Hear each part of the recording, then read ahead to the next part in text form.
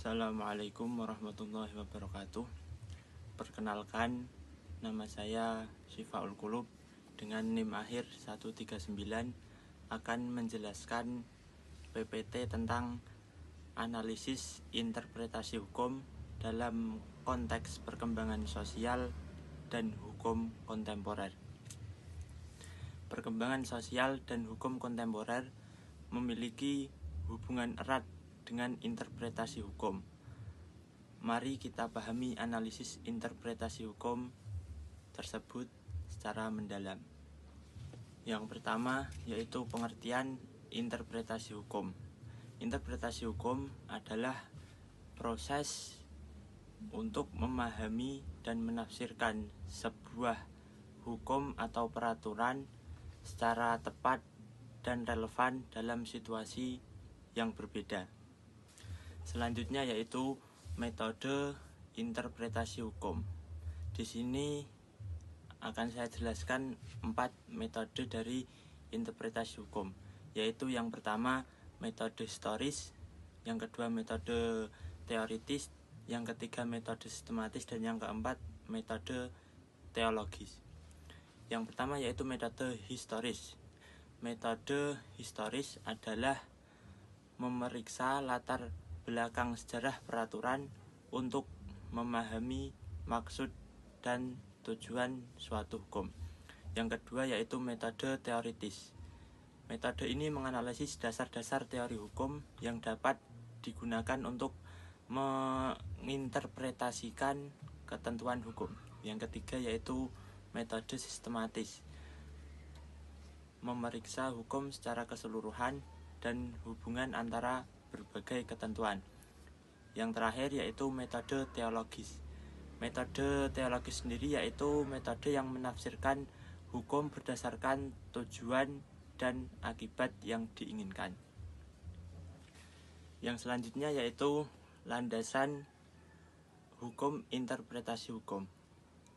Jadi interpretasi hukum itu sendiri didasarkan pada prinsip-prinsip fundamental seperti asas legalitas, asas keadilan, asas kepastian hukum, asas dan asas kemanfaatan sosial. Kemudian yaitu hubungan perkembangan sosial dan hubungan kontemporer dengan interpretasi hukum. Perkembangan sosial memiliki dampak yang sangat signifikan pada interpretasi hukum, karena hukum kontemporer itu sendiri memerlukan adaptasi perubahan sosial untuk tetap relevan dan efektif. Yang selanjutnya yaitu tantangan interpretasi hukum dalam hukum kontemporer itu sendiri. Jadi di sini saya sebutkan 3 tantangan dari interpretasi hukum dalam hukum kontemporer. Yang pertama yaitu kompleksitas kasus. Yang dimaksud di sini adalah di mana kasus-kasus modern seringkali memerlukan interpretasi hukum yang kompleks dan kontekstual. Kemudian tantangan yang kedua yaitu teknologi dan inovasi, di mana perkembangan teknologi dan inovasi itu sendiri memunculkan tantangan baru dalam menginterpretasikan hukum yang relevan. Yang terakhir yaitu tantangan perubahan sosial, yaitu perubahan sosial yang cepat mengharuskan interpretasi hukum untuk mengikuti tren tersebut dan kebutuhan masyarakat.